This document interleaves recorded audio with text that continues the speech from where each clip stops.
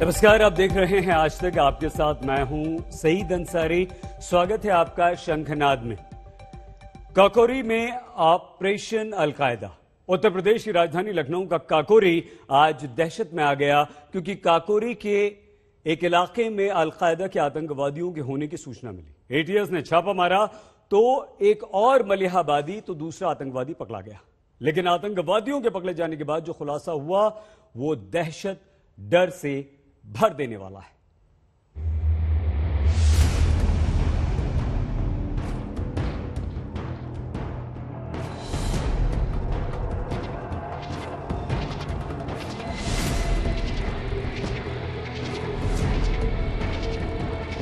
लखनऊ के ही सीने में छींटा जाना था लखनऊ का लहू।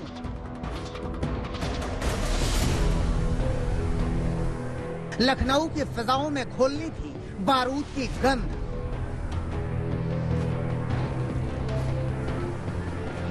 नवाबों के शहर को दहलाने की थी आतंकी साजिश।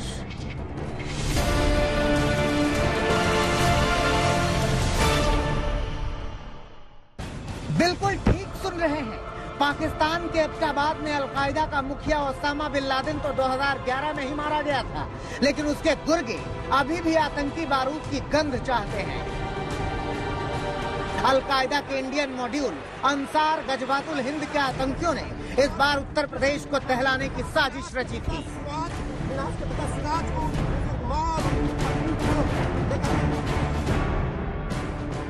एटीएस की हमारी टीम ने अलकायदा समर्थित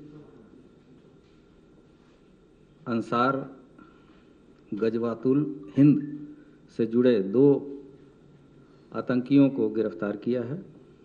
उनके पास से असलहे तथा विस्फोटक सामग्री बरामद हुई है।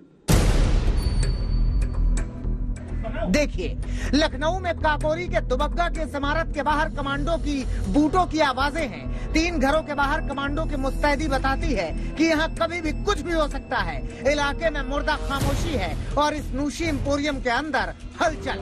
ये किसी थ्रिलर फिल्म का सीन नहीं, लेकिन अलकायदा के आतंकियों के खिलाफ एटीएस का एक्शन है। दोपहर के 12 से 12:30 के बीच में एकाएक इस इलाके में एटीएस कमांडो की दस्तक होती है और निशाने पर होते हैं ये 3 घर। पहला घर शाहिद का है, दूसरा घर रियाज का है, तीसरा घर शिराज का है।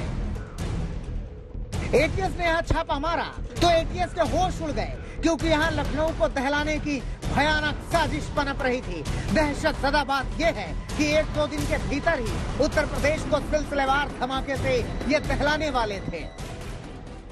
इन लोगों ने उमर हलमंडी के निर्देश पर तथा अपने अन्य साथियों के सहायता से 15 अगस्त के पूर्व उत्तर प्रदेश के विभिन्न शहरों में, विशेषकर लखनऊ के महत्वपूर्ण स्थानों, स्मारकों, भीड़भाड़ वाले इलाकों में विस्फोट करने, मानव बम आदि द्वारा आतंकी घटना कारित करने की तैयारी में थे। लेकिन यह आतंकी साजिश कामयाब होती इसके पहले ही आतंकियों का खूनी खेल खुल गया। एटीएस ने छापेमारी की और मिन्हाज अहमद को गिरफ्तार कर लिया।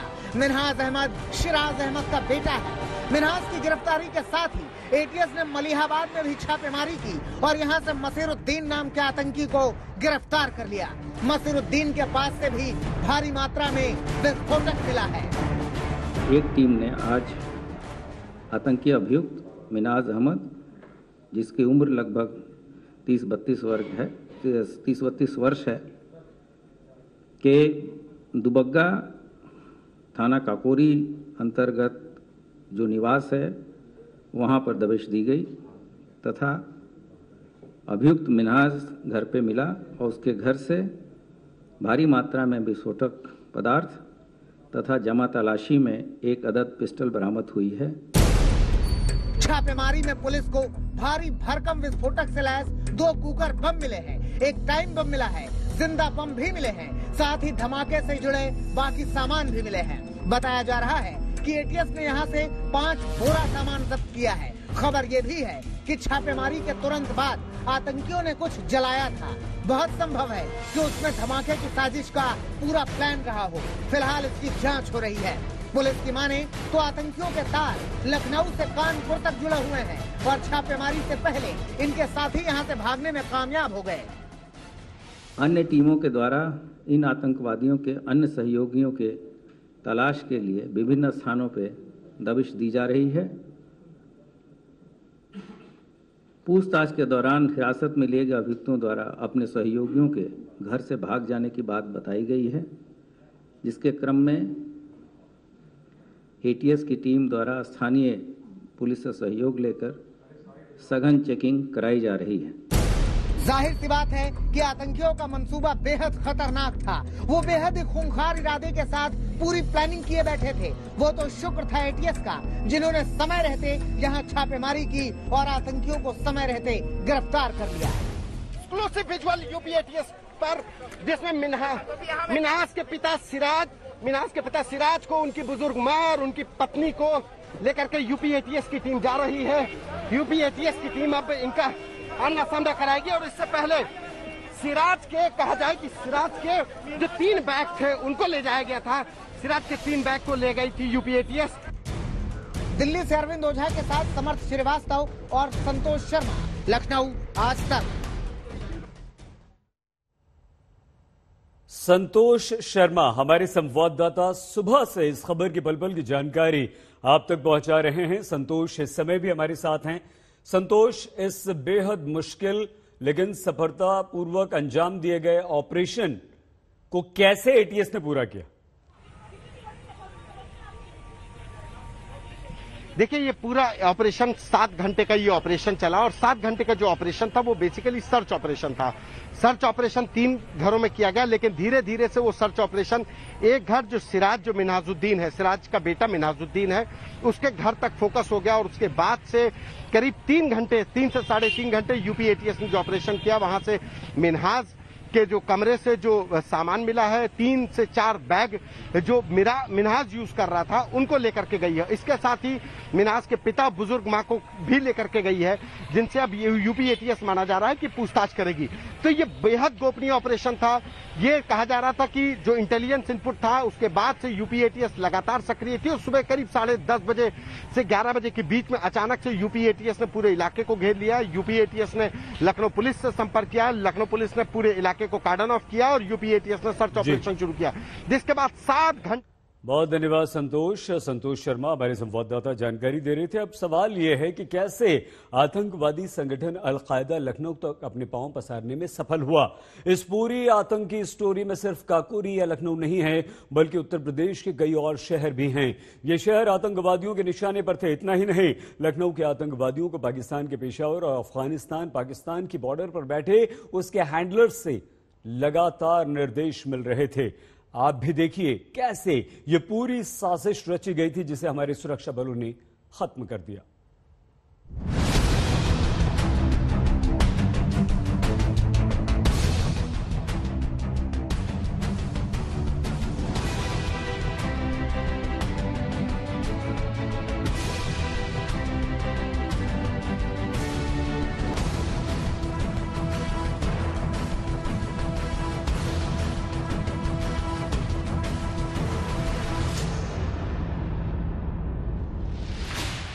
जरा सी चूक होती तो दहल जाता लखनऊ।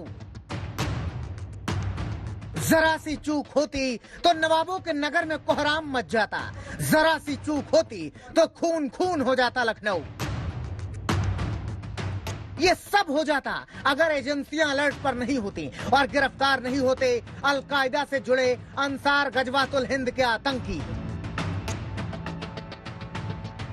लखनऊ समेत यूपी के तमाम शहरों में सिलसिलेवार धमाकों की साजिश तो नाकाम हो गई, लेकिन जो जानकारी सामने आ रही है उसके मुताबिक आतंकी मिन्हाज और मसीरुद्दीन के मंसूबे बेहद खतरनाक थे और उनका सीधा कनेक्शन था पाकिस्तान में बैठे आतंक के बड़े आकाओं से, जिसकी कड़ियां जम्मू कश्मीर के दहशतगर्दों से भी जुड़ती हैं। जानकारी के मुताबिक गिरफ्तार आतंकियों को पाकिस्तान अफगानिस्तान बॉर्डर से कमांड मिल रही थी। आतंकियों का हैंडलर उमर अल मंडी बताया जा रहा है और ये सभी आपस में टेलीग्राम नाम के सोशल मीडिया ऐप से संपर्क में थे। एटीएस के मुताबिक ये दोनों अलकायदा के स्लीपर सेल से जुड़े थे, जो फिलहाल एक्टिव हो गए थे। उमर अल मंडी ने कुछ जिहादी प्रवृत्ति के व्यक्तियों को लखनऊ में चिन्हित कर एवं उन्हें नियुक्त कर अल कायदा का मॉड्यूल को खड़ा किया गया है।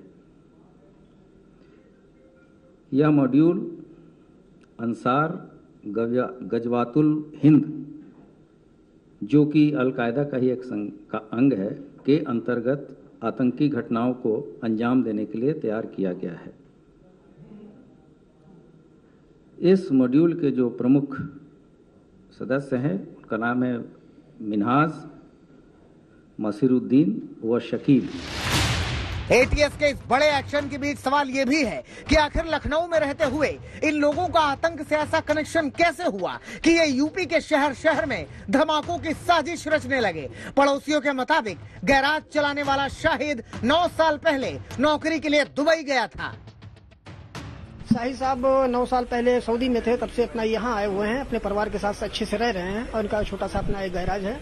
सऊदी से लौटने के बाद यहाँ पे शिफ्ट हुए? नहीं, ये इनका परिवार यहाँ रहता था। 9 साल पहले ये सऊदी में थे, वहाँ से आए हुए थे। ठीक है, 9 साल पहले की हम बात बता रहे हैं। ठीक है। ये क्या मलिहाबाद के रहने वाले हैं? कुछ मलिहाबाद से कनेक्शन है इनका लखनऊ के? मलिहाबाद में आपस में रिश्तेदारियाँ, बहन है इनकी।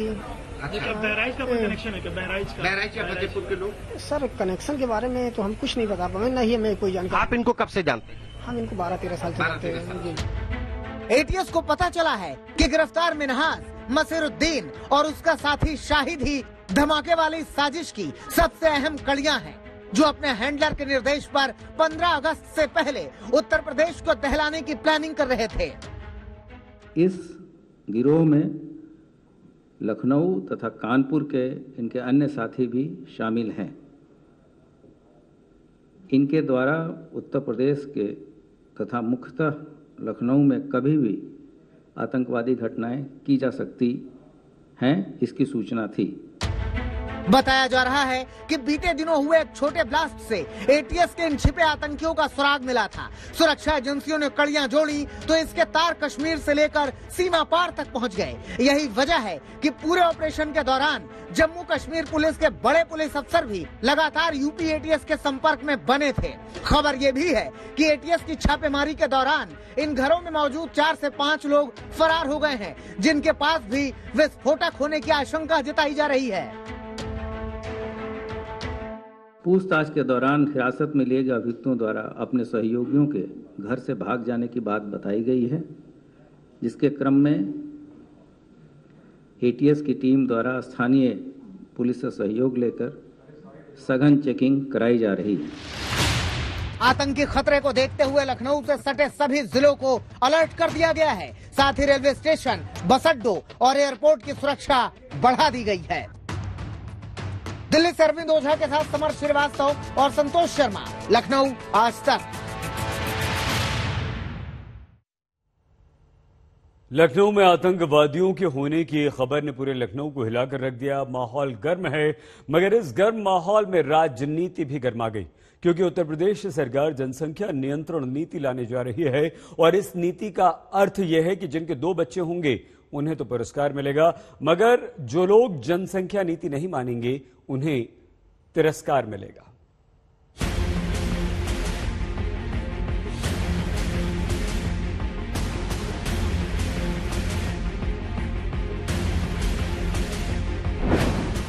बढ़ती आबादी को रोकने के लिए जिस नीति के नाम पर ही उत्तर प्रदेश में सियासत आबाद हो गई थी, वो जनसंख्या नीति अब जमीन पर उतर आई है। इस नीति के तहत जनसंख्या नियंत्रण का फॉर्मूला तैयार किया गया है, ताकि आबादी की बढ़ती रफ्तार पर रोक लगाई जा सके। सीएम योगी आदित्यनाथ ने जनसंख्या नियंत्रण पर यूपी सरकार की नई नीति का ऐलान किया और बताया कि कैसे आबादी उत्तर प्रदेश के विकास की राह में बाधा बन गई है। कि बढ़ती हुई जनसंख्या विकास में कहीं न कहीं बाधक हो सकती है। जिन देशों ने और जिन राज्यों ने इस संबंध में अपेक्षित प्रयास किए, उसके वहां सकारात्मक परिणाम भी सामने देखने को मिले हैं। इस नीति का लक्ष्य जनसंख्या स्थिरीकरण को पाना है, यानी प्रदेश में जनसंख्या वृद्धि की दर को बढ़ने से रोकने के प्रयास किए जाएंगे, जिसके तहत सरकार परिवार नियोजन से जुड़े तमाम कार्यक्रम शुरू करेगी। साथ ही मातृ और शिशु मृत्यु दर को कम करने के लिए कई उपाय किए जाएंगे। प्रदेश में जनसंख्या नियंत्रण पर रोक लक्ष्य हासिल करने के लिए योगी आदित्यनाथ ने सभी तबकों से साथ आने की अपील की है। प्रयास, लेकिन इस प्रयास का आधार हमें इस बात को भी ध्यान रखना होगा कि देश की जनसांख्यिकी और संतुलन पर इसका कोई विपरीत असर भी न पड़े। हर तबके को इसके साथ जोड़ना होगा, हर एक तबके को उस जागरूकता अभियान के साथ जोड़ना पड़ेगा, मां और बच्चे के स्वास्थ्य को इसके साथ जोड़ना पड़ेगा। नई जनसंख्या नीति को सरकार बदलाव के लिए बड़ा कदम बता रही है। वहीं विरोधियों को इस ऐलान के पीछे चुनाव वाली पॉलिटिक्स नजर आ रही है। देखिए, उत्तर प्रदेश राष्ट्र का हिस्सा है और राष्ट्र का हिस्सा है तो जब राज्य में कुछ होता है तो देश की दृष्टि से भी फायदेमंद होता है और आगे दूसरे राज्य भी उस प्रकार के कार्य करते हैं जिससे कि जनसंख्या, जो बढ़ती हुई जनसंख्या है, उसको नियंत्रित किया जा सके। जनसंख्या नियंत्रण पर बात कर रहे हैं, लेकिन आप मुद्दे से क्यों भटका रहे हैं उत्तर प्रदेश को? आप जब 17 में चुनाव लड़कर के आए थे, 17 का आपका घोषणा पत्र कहां, संकल्प पत्र कहां है? कितनी स्मार्ट सिटी बनी है, कितने एक्सप्रेसवे बन गए? प्रदेश में इस समय चुनाव होने जा रहे हैं और इस उत्तर प्रदेश के चुनाव में ये फिर से विभेद पैदा करना चाहते हैं। ये बिल चुनाव की संध्या बेला पर क्यों लाया जा रहा है? उधर जनसंख्या नियंत्रण को लेकर सरकार के ऐलान के साथ धर्मगुरुओं ने भी अपना मोर्चा खोल दिया है। हिंदू धर्मगुरु कड़े कानून की वकालत तो कर रहे हैं, तो मुस्लिम धर्मगुरु इस ऐलान पर ऐतराज जता रहे हैं। खासतौर से मुस्लिम समाज की बात कर रहा हूँ, तो वो सरकारी नौकरियों के चक्कर में ज्यादा नहीं रहते, उनको नगर निगम के चुनाव नहीं लड़ने हैं, तो वो उसमें क्या होगा कि हिंदू तो अपना करा लेगा नसबंदी जो भी है, 1-2 बच्चे से अधिक पैदा ऐसे भी नहीं कर रहा अधिकतर जो हिंदू है, और उस जब कानून बन जाएगा तो हिंदू तो कानूनन रूप से भी रुक जाएगा। सरकार जनसंख्या नियंत्रण कानून जो लाने जा रही है ये सरासर गलत है और ये मुसलमानों को टारगेट किया जा रहा है और मैं समझता हूं ये नेहरू जी की एक बड़ी गलती है, क्योंकि नेहरू जी अगर अपने कार्यकाल में 2 बच्चों वाला जनसंख्या नियंत्रण कानून बना देते तो आज ना योगी होते, ना मोदी होते, ना दूसरे लोग होते, क्योंकि ये इस तरह के हालात में इन्होंने कोई विकास किया नहीं, कोई मुद्दा इनके पास बचा नहीं। राज्य विधि आयोग के तैयार ड्राफ्ट में जनसंख्या नियंत्रण के लिए कड़ी सिफारिशों की वकालत की गई है, जिसमें सरकारी नौकरी से लेकर तमाम सुविधाओं से वंचित किए जाने की बात है। योगी सरकार नई नीति के जरिए यूपी में जनसंख्या पर नियंत्रण की कोशिश कर रही है और माना जा रहा है कि इसे सख्ती से लागू करने के लिए विधि आयोग की कुछ सिफारिशों को भी मंजूरी मिल सकती है। लखनऊ से समर्थ श्रीवास्तव और आशुतोष मिश्रा के साथ आज तक ब्यूरो।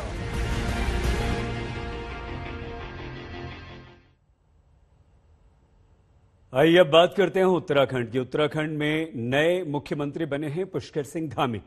पुष्कर सिंह धामी से हमारी संवाददाता मीनाक्षी ने एक्सक्लूसिव बातचीत की। देखिए, यूपी ने एक फैसला लिया, लेकिन पहले सरकार को ये लग रहा था कि हम अभी कांवड़ यात्रा के लिए उतने अभी कम से कम तीसरी लहर को देखते हुए हम ये फैसला ना लें, लेकिन अब अगर आप उसके लिए विचार बना रहे हैं या मन बना रहे हैं तो वो जमीन पर कैसे इम्प्लीमेंट होगा, सरकार के पास उसकी क्या प्लानिंग है, या इस पर आपने कोई क्लियर फैसला भी ले लिया है? क्या तस्वीर है अभी? नहीं, देखिए, ऐसा है कि कांवड़ यात्रा हमारी श्रद्धा और आस्था से जुड़ा हुआ विषय है, लेकिन उसके साथ साथ हमको लोगों की जान माल पर कोई खतरा ना आए, क्योंकि कांवड़ यात्रा कोई 1 लाख 2 लाख लोगों की यात्रा नहीं है, ये कई करोड़ों की यात्रा है। और इसमें हम तो उत्तराखंड के जो लोग हैं या उत्तराखंड जो राज्य है उसमें केवल एक होस्ट के रूप में है। उसमें हरियाणा भी है, उसमें दिल्ली भी है, उसमें उत्तर प्रदेश की बड़ी संख्या है, मध्य प्रदेश के लोग भी हैं, तो हम तो होस्ट के रूप में हैं। और लेकिन हमें देखना यह है कि यात्रा चालू होने से लोगों के जान माल पर कोई खतरा ना आए, जो कोरोना की बात है वो न फैले, तो हमारे लिए सबसे पहली प्राथमिकता है लोगों की जान माल की रक्षा करना। और देखिए, श्रद्धा और आस्था का विषय है, तो भगवान को भी अच्छा नहीं लगेगा कि अगर किसी की जान जाएगी कांवड़ यात्रा के साथ। ऐसी एक तस्वीर हमने देखा कि मसूरी में दिखाई दी और उसे लेकर बड़ी चिंता भी देश भर में जाहिर की गई कि अगर इस तरह से लोग बेपरवाह होकर हिल स्टेशन पर पहुंचने लगेंगे और इतनी भीड़ इकट्ठी हो जाएगी जहां ना मास्क है ना सोशल डिस्टेंसिंग है, तो ऐसे में जब बार बार जिक्र होता है गाइडलाइंस का पालन करें, तो क्या किसी लहजे में सरकार, चूंकि ये भांपने में कि इतने लोग पहुंच जाएंगे, उसके लिए क्या हम पहले से तैयार नहीं थे?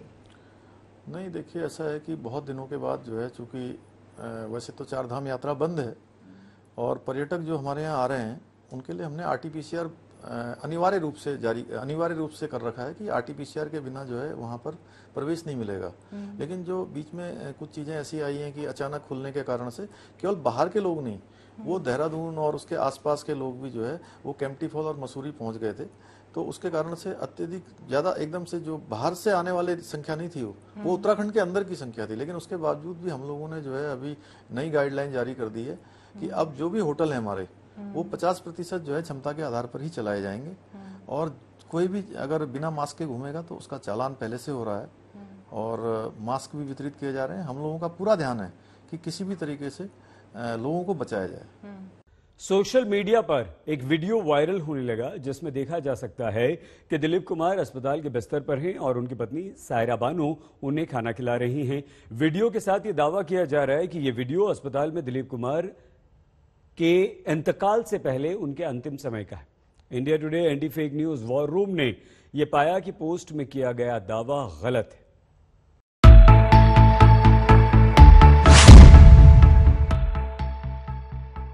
मशहूर अभिनेता दिलीप कुमार ने लंबी बीमारी के बाद 7 जुलाई 2021 को मुंबई के एक अस्पताल में अंतिम सांसें ली। इसके बाद से सोशल मीडिया पर एक वीडियो वायरल होने लगा जिसमें देखा जा सकता है कि दिलीप कुमार अस्पताल के बिस्तर पर हैं और उनकी पत्नी सायरा बानो उन्हें खाना खिला रही हैं। वीडियो के साथ दावा किया जा रहा है कि ये वीडियो अस्पताल में दिलीप कुमार के इंतकाल से पहले उनके आखिरी वक्त का है। एक सोशल मीडिया यूजर ने वीडियो को शेयर करते हुए लिखा, हमें छोड़कर जाने से पहले अस्पताल में दिलीप कुमार का आखिरी वीडियो, सायरा बानो जी उन्हें खाना खिला रही हैं। India today anti fake news war room ने पाया कि वीडियो के साथ किया जा रहा दावा भ्रामक है। ये वीडियो 2013 का है जब दिलीप कुमार सांस लेने में तकलीफ होने के चलते मुंबई के एक अस्पताल में भर्ती हुए थे।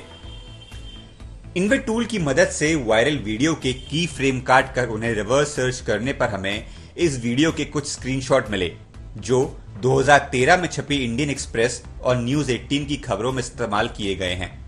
इन खबरों के मुताबिक ये वीडियो मुंबई के लीलावती अस्पताल का है जब 15 सितंबर 2013 को दिलीप कुमार को सांस लेने में शिकायत के चलते भर्ती कराया गया था। बाद में डॉक्टर ने कहा था कि उन्हें हृदय में इन्फेक्शन है। 22 सितंबर 2013 को दिलीप कुमार के आधिकारिक ट्विटर हैंडल से यही वीडियो भी ट्वीट किया गया था जिसके साथ कैप्शन में लिखा था, आपके प्यार और दुआओं के लिए शुक्रिया, अस्पताल में आराम कर रहा हूं। इस ट्वीट में यह भी कहा गया था कि यह वीडियो एक दिन पहले यानी 21 दिसंबर 2013 का है। कई YouTube चैनलों ने इस वीडियो को सितंबर 2013 में अपलोड किया था। मुगल-ए-आजम, नया दौर, दुनिया और क्रांति जैसी फिल्मों के अभिनेता दिलीप कुमार ने 98 साल की उम्र में 7 जुलाई 2021 को इस दुनिया को अलविदा कह दिया। ट्रेजेडी किंग के नाम से मशहूर इस दिग्गज अभिनेता को पूरे राजकीय सम्मान के साथ मुंबई के जुहू कब्रिस्तान में सुपुर्द खाक किया गया। उन्हें 30 जून को सांस लेने में तकलीफ के चलते अस्पताल में भर्ती कराया गया था। जाहिर है जिस वीडियो को दिलीप कुमार की आखिरी वक्त का बताकर वायरल किया जा रहा है वह करीब 8 साल पुराना यानी 2013 का है।